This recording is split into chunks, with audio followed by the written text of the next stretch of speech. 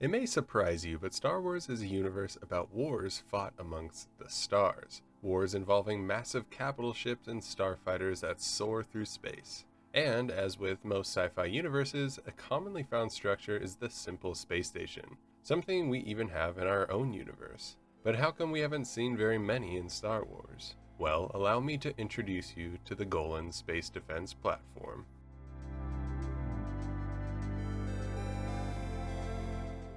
So yes, Star Wars has planetary defense platforms, but there's a few reasons why they weren't necessarily the best use of resources and why a Star Destroyer may suit your galactic conquering needs better. However, before we discuss those issues, let's break down exactly what the Golan Defense Platform is. Starting with the basics, you should know there are three main classes of Golan space stations, all manufactured by Golan Arms. You have the Golan 1, 2, and 3.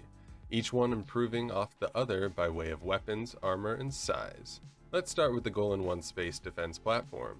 This was the first of its series, and Golan Arms really showed off their ability to make a stationary weapons platform capable of defending a planet.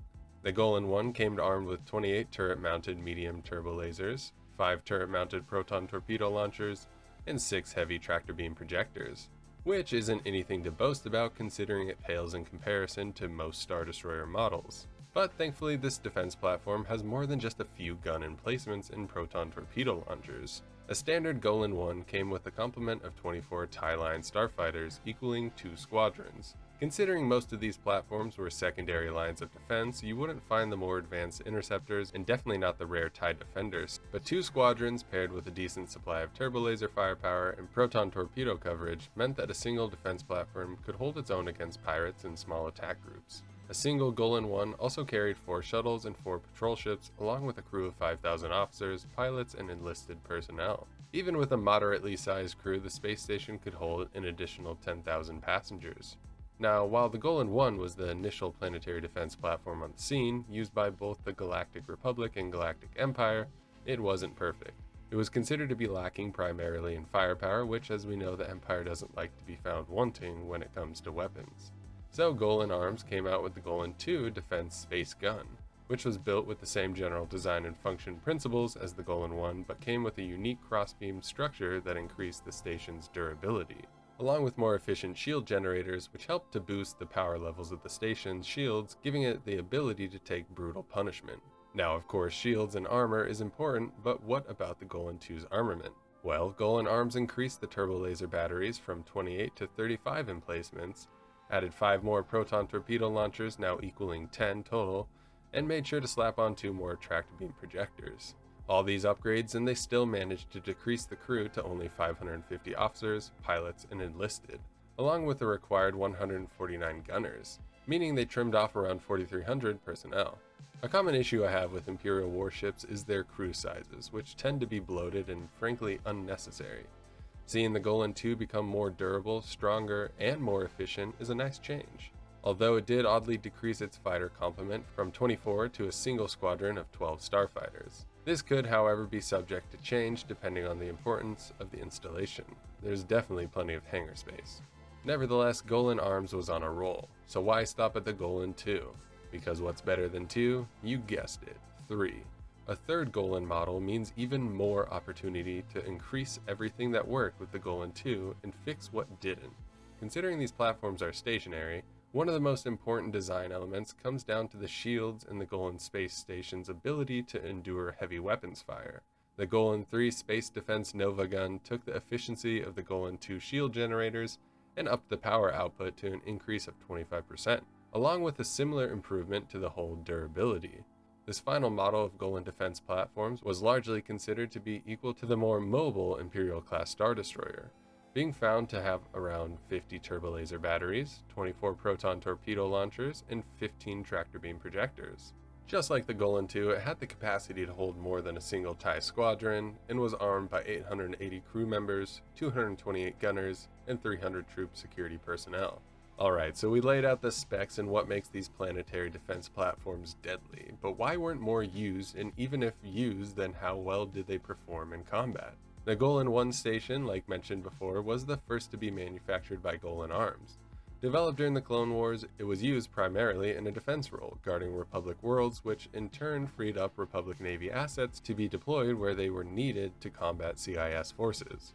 While these stations were more than capable of fighting off a decent attack force, most enemy fleets could overwhelm a single Golan 1 with little to no effort.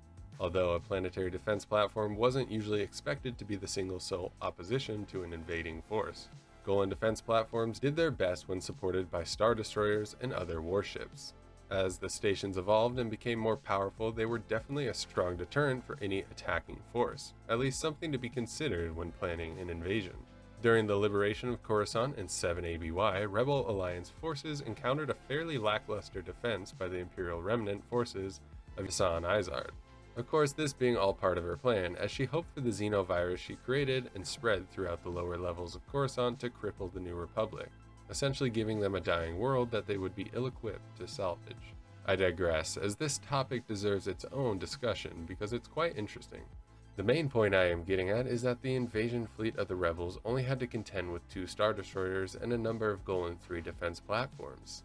Admiral Akbar, being less than impressed by the tactical knowledge of the 2 ISD commanders, engaged and made short work of them, with Home 1 and the rest of his attack fleet. However, as he did so, he noticed the Golan 3s were decimating his modified attack freighters.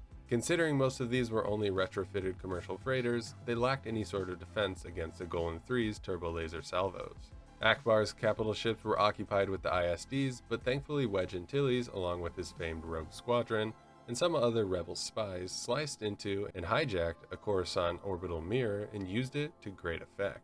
Repositioning the mirrors, the focused power of the sun melted the outer hull, reducing the thick armor of the Golan 3 to slag. The beam of light then began to burn its way through the many levels of the station, quickly disabling its weapons grid and power.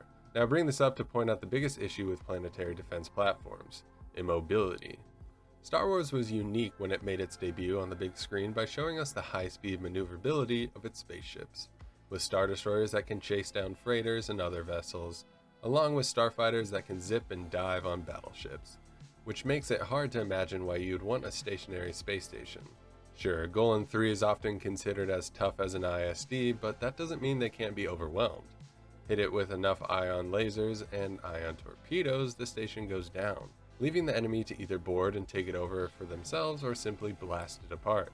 This may seem like I am considering Golan defense platforms to be useless, but that would be untrue. They are more than capable in their own right and offer a permanent layer of defense to whatever planet is deemed of high enough value. Reinforce them with a range of warships and plenty of starfighters, invading forces would be hard-pressed to overwhelm your defenses. I hope my ramblings were able to fully describe and lay out everything there is to know about Golan planetary defense platforms. One final parting note, which is kind of impressive, is that many of these stations were kept operational throughout the days of the New Republic in the following galactic-wide conflicts, which just goes to show that they are quite helpful to have on hand. Thank you for your time today, wherever you are throughout the galaxy. Make sure to subscribe to the channel and blast a like on the video. Comment your thoughts below and make sure to let me know if I missed anything important. Have an amazing day, and may the Force be with you.